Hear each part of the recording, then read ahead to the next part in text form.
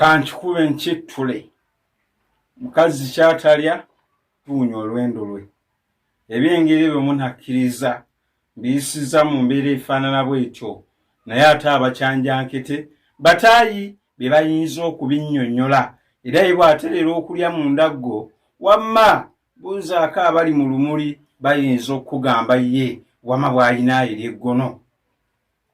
Nze Dokita Batindira Bamaga Kadubaliga Yankoona manya ensibuko y'amannya g'eŋŋonge, naye nga ensibuko yaffe leero ate kutuusiddwako munywanyi Muwanga Kivumbi era Sito ono nno yeddira ŋŋonge, naawe tayinza okubeera omu ku abo ate wamma abavugirira akanyomero kano ne tweyongera okubeera nga tumanya. Twavumbulwa mwaka ki? Luno nno lwe luyitibwa olubugo.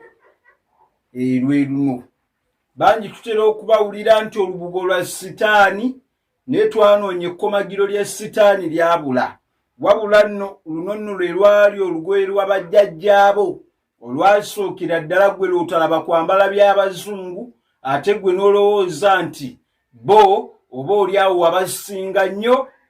Luno nno lwabanga lugoye lulungi era nga bw'olwambala ate mwattu onyuma ebitagambika.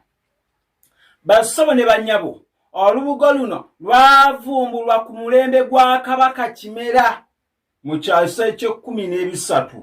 Waliwo omwami gwe baayitanga Kitezi, yali wa ŋŋonge, abamu mu kusooka ayitibwanga Nalukuusi, naye olw'okugendanga ng'atega ensolo obulamu bwe bwonna yabeeranga mu kuyigga era yali muyizi ku ngwa. Bw'atyo nno ate mwattu n'abeera ng'atega ensolo kyebava muyita Kitezi. Kaakati omwami oyo yeewuuya abamu gwe bamanyi nga Lule Ssonko. Lule Ssonko, essonko nno mwenna mulimanyi liba lya kkovu. Bwe yali mu kibira ng'anoonya ebinsambwe, ebigoogwa, ebintu ebyokulaba nti ategesa ensolo, kyava agwa ku mutuba. Bw'agwa ku mutuba agenda okutandika ogukubakuba ng'akubakuba enkusakusa oba ebikuta by'omutuba, agenda okulaba nga zigenda zigaziwa. Mu kulaba nga lugenda lugaziwa kyava asalawo n'akijjiramu ddala olubugo ng'amaze okulaba nti ddwo buli bw'ogenda ng'akuba lugenda lugaziwa. Bw'atyo kyava avumbula atyo olubugo. Nnya Kivumbi ab'eŋŋonge balituuma, ne mu kunoonyereza kwange liva mu kigambo kivumbuzi. Be bavumbuzi abasooka okuvumbula olubugo, kubanga mu biro eby'edda abantu bayambalanga byoya ebiti, baayigganga ensolo ne baggyako amaliba ne beesiba amaliba.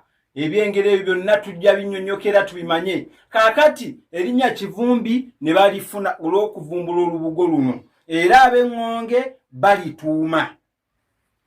Ate era bassabo ne bannyabo, omwami ono olw'okuba avumbudde embugo, Kabaka bw'atuuka n'awulira ebigambo n'amuyita embuga. Kabaka Kimera bwe yalabanga abantu balabika bulungi nga bambadde olubugo, kyava mugamba nti wamala ku Baganda ensonyi. Olw'okwogera ekigambo ekyo nti wamala ku Baganda ensonyi mwe muva erinnya Wamala, ab'eŋŋonge ne batuuma kati. Ono yayongera okugaggawaza ekika ky'ab'eŋŋonge ng'akola atya? Olw'okuba omulimu gw'okukomaga yagukolera ddala bulungi, ekituufu kyabanga nti yabanga alina okugenda okuyimbula oba okususumbula olubugo luli ng'atandikira waggulu ku miti.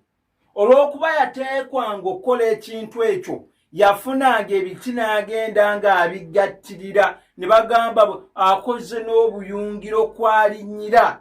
Olw'okwogera ekigambo obuyungo gaba madaala, bassebo ne bannyabo ne muvaamu erinnya Buyungo. Teyakoma awo, nkyabongera era n'afuna erinnya erya Kaboggoza. Kaboggoza olw'okuba nti omwami ono yavumbulira ddala ekintu eky'okkomaga yeeyongera okufuna amagezi ag'enjawulo. Ng'akola atya? Yagendanga n'anoonya ensaamu ezigenda okutenga enzituzo kwegamba byonna ebikozesebwa mu kukomaga.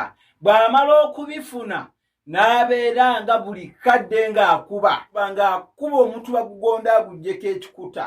Abantu olwamuwuliranga ne batandika okwogeraku nti naye kano akisajja akabeera kaboggoza ensaamu buli kadde weewava erinnya kaboggoza ab'eŋŋongi gonna mugatuuma.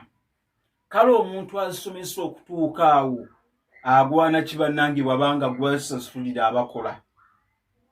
Nsaba munkwatireko okuvujjirira ebintu bino tubinnyonnyola omwana n'omuzzukulu abeere ng'abimanya.